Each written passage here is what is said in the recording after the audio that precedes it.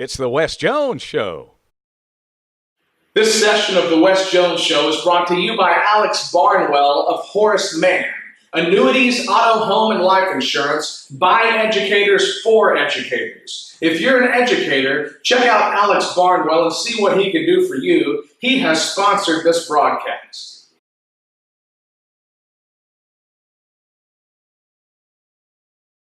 Here's more from Coach Wes Jones. Tell us a little bit about what it kind of takes to really improve in the off-season. You always go in an off-season with preaching things to kids. What, in your experience, is really the motive to get the team to really improve while they're away? Well, the big thing, I think the biggest thing for high school kids is, we focus and we think that off-season has to be 10%, it has to be a physical aspect, but in all reality, it's about 10% physical and about 90% mental. So the biggest thing we've been working with our kids about is learning how to compete with a purpose, to practice with a purpose, to go into the season with team goals, to go into the day with a team goal, and understand how to set something out there and then learn how to put a plan together to work towards achieving it. We felt like some of our inability to be consistent in every ball game hurt us last year. We lost 3 ball games last season by a combined total of 7 points. And for a head football coach, that makes your hair go white in a hurry. But, the big thing for us, you look at a 5-6 season, which could have very easily been an 8-3 or something like that for us last year if you put those losses into wins. So we've just worked hard with our kids in the weight room. We've really challenged them to learn how to compete week in, week out, and then we've challenged them to learn how to be leaders and put some goals in front of them for them to go out there and achieve those.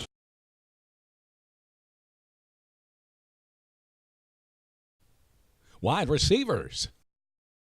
And then in the wide receiver spot, as we spread it out a little bit, tell us who we've got there and what you're looking for out of that group. Well, our top returning receiver is going to be Thomas Clay.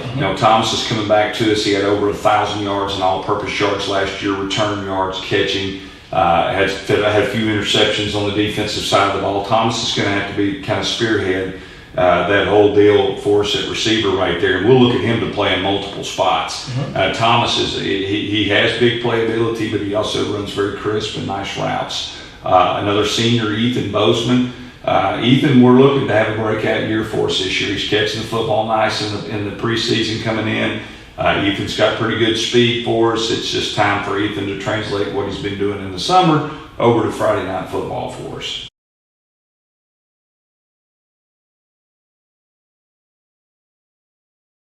Offensive line. Offensive line, and you can either take it position by position or kind of holistically. First of all, tell us your philosophy with those guys, and then what have we got here to be excited about for 2016? Well, one thing, in years past, we've had big physical linemen, and that's not something we've been blessed with over the last 2 seasons. We've got more of an athletic defensive line type guy, so we're returning several guys off of last year's football team that have starting experience. You're going to bring back 4 out of 5 linemen. Okay. But the unfortunate thing is those 4 out of 5 linemen, they turn around and play a lot of defense for us. So we're going to build some depth with those guys, But returning guys, Ellis Chapman, he's one of our top linemen. Elijah Jones, a fantastic defensive lineman and an offensive guard as well. Cam Schofield at the center spot and Andrew Merritt are all 4 guys returning to play for us on the offensive line this year. And we'll see those guys play on the defensive side of the ball a lot too. They're a smaller athlete. When I say smaller, they're 225 to 230 range, just not 280, 290, what everybody likes to see on Saturdays. But these guys are really athletic and run well.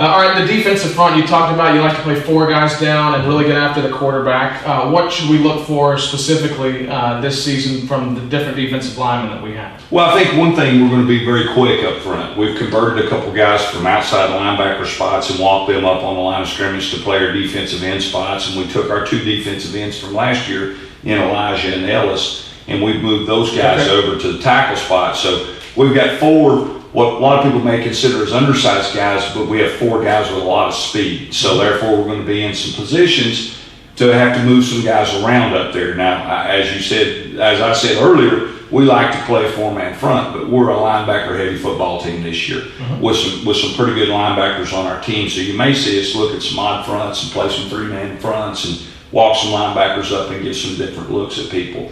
But, you know, our guys up front, I think, are going to get after the quarterback, and we're going to bring a lot of pressure off the outside with those guys. Yeah, for the fans watching, that's always fun to see when you've got an aggressive football team like that. Linebackers. Well, tell us a little bit more then about the linebackers and kind of how you see those guys playing out this year. Well, Rook Landers is probably one of our top guys. He had over 100 tackles last season for us from our rover spot on the outside when we were playing 4-3. Tim, he's a Division I prospect at linebacker there at 6'2", 225 pounds. He runs a 4.5 40. He's a fantastic athlete on the track team and football field as well. Tim had an injury or two last year. He would have probably posted over 100 tackles last season. Jeremiah Russell's going to play for some in the middle right there at linebacker, and we'll probably rotate some guys in, you know, like Lachlan Harden, you know, young sophomores to get in the mix. And wouldn't be surprised when we've moved Jake Jackson up to defensive end for him to drop back and play a little linebacker as well. He's a converted linebacker into a defensive end. So, you know, those linebacker guys are really good football players that I think.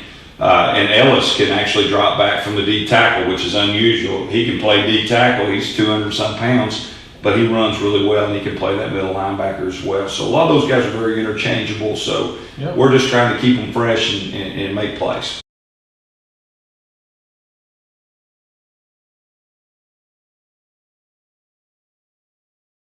Yeah, well, we're certainly looking forward to great things again this year, and we just appreciate you giving us this time, and look forward to this season, Coach. Awesome. Thank you, John. Thank you.